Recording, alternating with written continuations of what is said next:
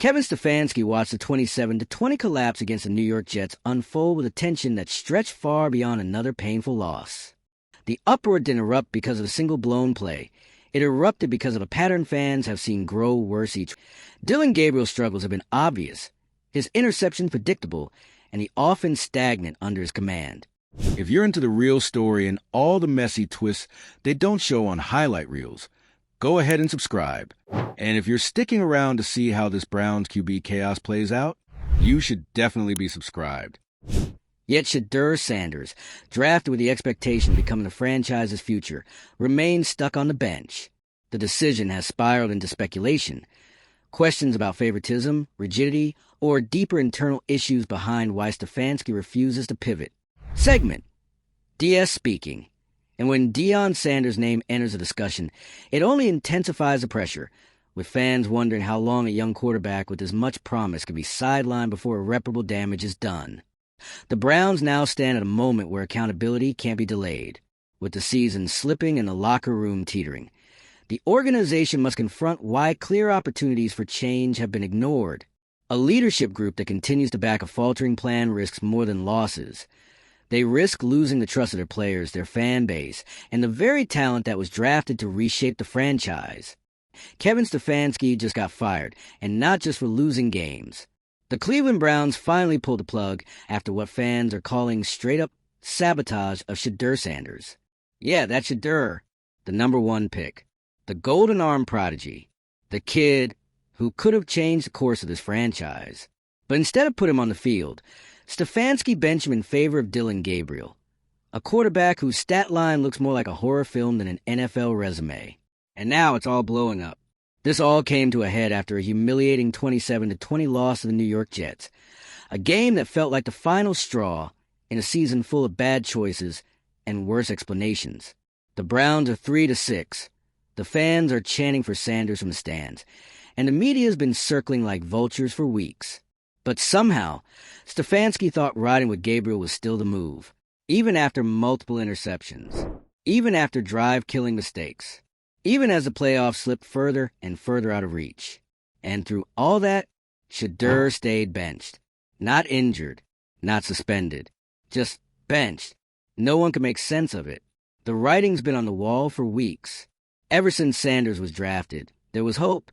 This was supposed to be a new era.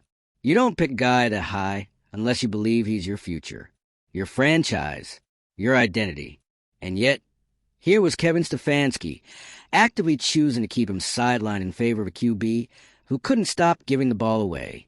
Fans didn't just notice. They erupted. Sports talk shows, local radio, even national analysts, everyone was asking the same question. Why is Shedeur Sanders not starting? It wasn't just about Gabriel playing poorly. It was how he was playing poorly. Multiple interceptions per game. Failed red zone execution. No leadership spark. No momentum. The offense looked lifeless. And yet the coaching staff refused to make a change. That refusal? That's what lit the match. As pressure mounted, reports started leaking. Some said Stefanski was being stubborn. Others called it favoritism. But the deeper it went, the murkier it got. Whispers started surfacing about personal bias, ego issues, even a fear of being proven wrong. And let's not pretend that doesn't happen in this league. Coaches have stuck with bad decisions before just to save face. But in this case, the stakes were way too high. Shedeur Sanders isn't just another rookie. He's a rookie. He's the son of Deion Sanders, yes, but he's also a leader, a grinder, and someone with proven talent. Scouts saw him as a potential cornerstone of the franchise. And yet, game after game, he stood on the sidelines while the Browns' offense fell apart on national TV. Fans were done. Social media exploded with clips of Sanders throwing lasers in practice, and Gabriel missing wide-open targets in-game. Memes, rants, angry Reddit threads. It turned into a weekly circus. And through it all, Stefanski barely flinched. But the front office did. Behind the scenes, Browns' ownership reportedly started asking questions. The coaching staff's inability, or refusal, to evaluate talent properly was starting to look like willful neglect. It wasn't just losing games. It was endangering the future of the franchise. Every game Shedeur didn't play felt like a missed opportunity to develop a generational QB. And the longer this dragged on, the more it looked like malpractice. And then came the fear no one wanted to say out loud. What if Sanders demands a trade? That possibility hit like a thunderclap, because let's be honest, he could. He's talented enough, marketable enough. If the Browns weren't going to play him, another team definitely would. And once you lose a player like that, especially after benching him for a struggling QB, you don't recover. Not reputationally, not culturally, not on the field. Even Deion Sanders, while diplomatic in interviews, made subtle comments about Shedeur's readiness and the need to be in the right system. That was all fans needed to hear. The tension was real, and the window to fix it was closing fast. So when the Browns lost to the Jets in Week 10, with Gabriel tossing up another multi-interception performance, the clock finally ran out. Ownership stepped in. Stefanski was out. And just like that, the narrative flipped. It wasn't about who should start anymore. It was about how did it go this far? Because make no mistake, this wasn't just about losing games. This was about letting ego and pride get in the way of player development. It was about ignoring every sign that pointed toward Shedeur being the better option. It was about a coaching staff refusing to admit a mistake. And the irony? That refusal might have cost them their jobs. Reports now say the Browns are reevaluating everything, from play calling to QB development to locker room dynamics. There's talk that Shedeur could be starting as early as next week. And honestly, it's about time. But the damage isn't easily undone. The fact that it took this much public pressure, fans chanting in stadiums, analysts dragging the coaching decisions on air, and internal chaos for the franchise to course correct, that's not just a Stefanski issue. That's a Browns issue. And it raises real concerns about how decisions are being made in that building. Because if you can't recognize a star when he's on your own bench, what does that say about your leadership? This entire saga also highlights one of the ugliest truths in professional sports. Sometimes, the people in charge would rather go down with the ship than admit they picked the wrong captain. Whether it was pride, fear, or some twisted loyalty to Gabriel, Stefanski made a choice, and that choice got him fired. Now the Browns have to pick up the pieces. They have a fan base to win back, a franchise QB to develop, and a season that still technically is life, though barely. The next few weeks will be telling. If Shedeur starts and thrives, the pressure on the front office doesn't vanish. It intensifies. Because now, everyone will be asking, why wasn't this the plan all along? And if he struggles, well, at least they'll know. At least they'll be moving forward. But continuing to stick with a QB who couldn't deliver, just to prove a point, that's what got them into this mess. So, where does this leave the Browns? In a weird way, at a crossroads that could define their next decade. Either they double down on accountability, prioritize development, and build a system around Sanders, or they fumble another opportunity and watch their future walk out the door. And no matter how it plays out, Kevin Stefanski will go down as a guy who might have delayed a franchise rebirth because he couldn't swallow his pride. Let this be a lesson in how not to manage talent. Don't bench your best asset. Don't ignore every sign just to prove you were right. And don't let the scoreboard drag you into reality when the fans, the media, and even your own locker room saw it coming miles. If the Browns want to write a new chapter, it starts with putting Shedeur Sanders on the field and keeping egos off it. What do you think? Should Sanders have started weeks ago? Was Stefanski sabotaging him? Or just stuck in denial? Drop your thoughts in the comments. Hit like if you've ever screamed at your TV in Browns gear, and don't forget to subscribe for more weekly football chaos. This saga is just getting started, and now that Stefanski's out, you'd think the storm might settle. But no, this isn't just about swapping out a head coach. This is about an entire franchise standing in front of a mirror and asking, what have we become? Because this wasn't a one-week drama. This has been simmering for months. A ticking time bomb of poor leadership, confused priorities, and wasted potential. The moment the Browns drafted Shedeur Sanders, expectations changed. The fan base didn't just want improvement. They wanted a revolution. And for a brief second, it felt like that might actually happen. But then radio silence. No packages built around Sanders. No clear development path. No transparency from the coaching staff. And worst of all, no snaps. The future of the franchise just sat, like a prop on the sideline, while Dillon Gabriel ran the offense into the ground. Let's break that part down a little more, because it's crucial. Dillon Gabriel didn't just struggle. He was categorically ineffective. Turnovers, hesitation in the pocket, missed reads. Things that you expect from a rookie under pressure, not from someone getting starter reps week after week. By week 4, it was already a pattern. By week 7, it was a crisis. And by the time week 10 rolled around and he still hadn't been benched, it stopped looking like strategy and started looking like sabotage. And that's where the term hit. Sabotage. Was it intentional? Was Stefanski afraid of what Shedeur might do if given the spotlight? Because let's be honest, if Sanders came in and lit it up, it would have exposed just how long the Browns have been making the wrong call. That kind of truth is career-ending for a coach, and maybe Stefanski knew it. Maybe that's why he never let it happen. The thing is, we've seen this storyline before. NFL teams clinging to their guy out of loyalty, only to watch their season slip away. But this one stings a little more.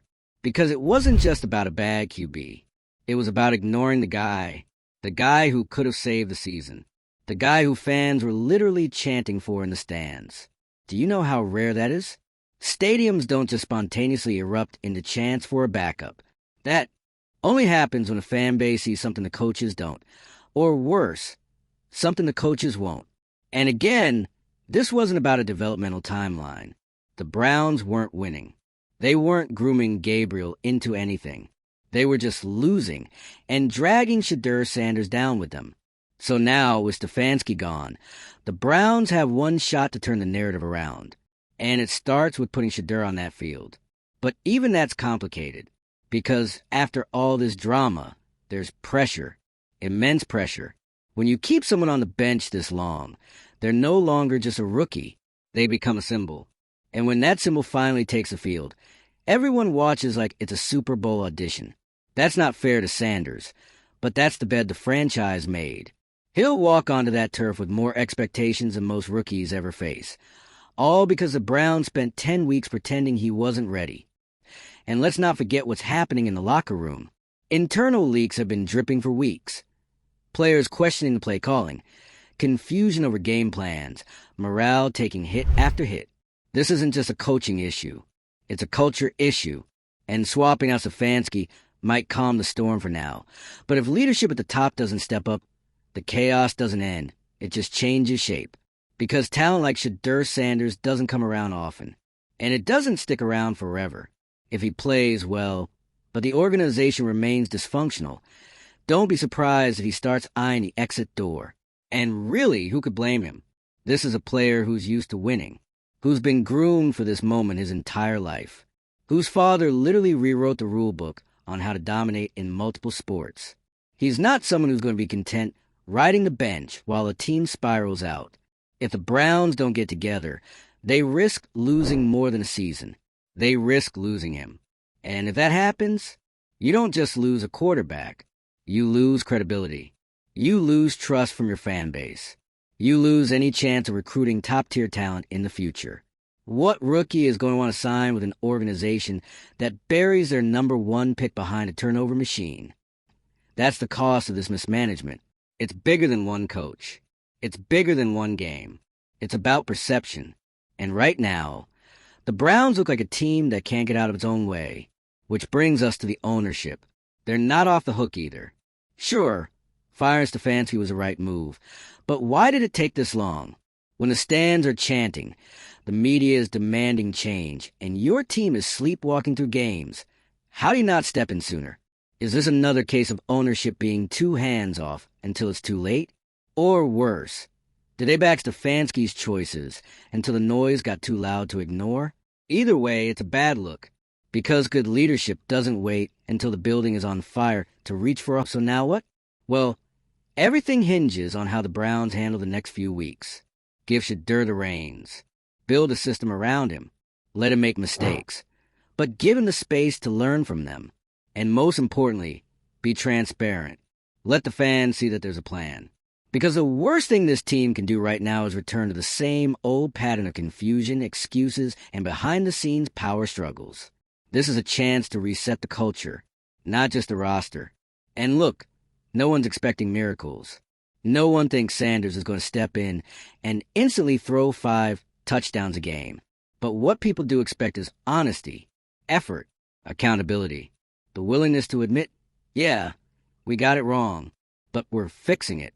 Because if the Browns can do that, if they can actually start acting like a team that values talent over ego, process over pride, then maybe this season doesn't have to be a total loss. Maybe it becomes a turning point.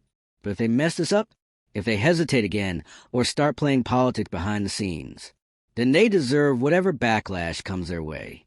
Because no fan base should have to sit through this level of dysfunction, not when the answers are standing on the sideline with a helmet on. So here's the real test.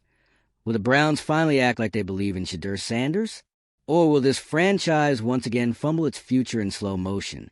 We'll find out soon. But for now, the Kevin Stefanski era is officially over, and Shedeur Sanders' era better be just beginning. Let's be real. If the Browns don't start Shedeur Sanders now, after all this, it will be nothing short of organizational self-destruction. There's no more wiggle room. No more press conference deflections. No more, we're going to evaluate all options, coach speak.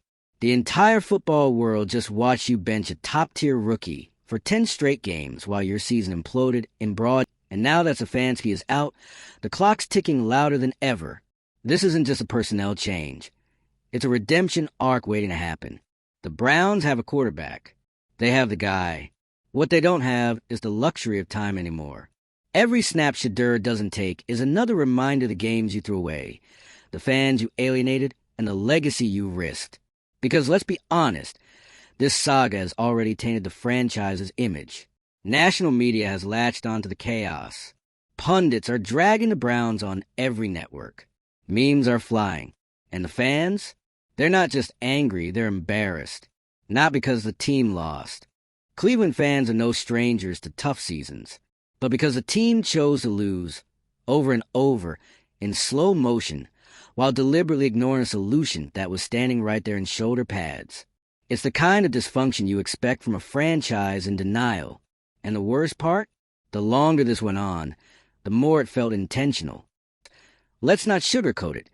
There's no universe where Dylan Gabriel should have been the starter this long. His stats were a walking red flag. Turnovers, stall drives, lack of field awareness, you name it, he checked the box. And yet, Stefanski treated him like he was the only option. Meanwhile, a first-round phenom with elite pedigree was parked on the sideline like he was some UDFA long shot. And for what? To prove a point? To protect an ego? Because if the reasoning wasn't football-related, and it clearly wasn't, then what was it? That's why the word sabotage hit so hard. Because it fit. What else do you call it when your head coach knowingly undermines the development of your most valuable player, your future, just to keep riding with a QB who's actively sinking the ship? That's not just a bad decision. That's football malpractice. And now ownership has to clean up the mess. Because even though Stefanski took the fall, the damage doesn't stop there. There are assistants, staff, and executives who signed off on these decisions, who backed the plan, who watched this unfold week after week and said nothing. That culture, the one that allowed this insanity to go on as long as it did, that has to be burned to the ground. Because you don't just want to fix this season. You want to fix the disease that caused it. And let's not pretend this hasn't affected Shedeur Sanders either. The kid's been through it. Media swirls, fan pressure. Every snap dissected even though he wasn't playing. And he's handled it with more professionalism than half the staff. Not a single public complaint. Not a single diva moment. Just patience, preparation, and quiet readiness. But you can only test a player's patience so long before he starts looking elsewhere. And with Shedeur's name value, family legacy, and sheer talent, he's got options. All it would take is one trade request, and the Browns front office would go from under fire to underwater. You think this season was bad? Try being the team that let a generational quarterback walk away before he even started a game. That's why this moment matters so much. Not just because of the games left, but because of what it says about the franchise moving forward. Will they admit they were wrong? Will they pivot, rebuild trust, and let this kid play? Or will they try to save face again and bury the narrative like they buried his reps? The fans aren't waiting around for PR spin. They've already made their stance clear. Start Shedeur now. Not in the fourth quarter. Not in garbage time. Not after another evaluation week. Now, because no one wants to hear about timelines anymore. No one's buying the he's learning excuse. It's week 11. The season's slipping. The team's shaken. You either start building around the future today, or you let the past keep dragging you down. And right now, the only future worth betting on wears number 2 and has a Sanders name stitched on his back. So let's say they do start him next week. What happens then? Well, first of all, the stadium's going to erupt. That crowd has been starving for a reason to believe in this team again. And seeing Shedeur finally get his chance, that's a rallying moment, a spark. It's the one thing that might flip the energy in that locker room and the city. But more importantly, it sets a new tone.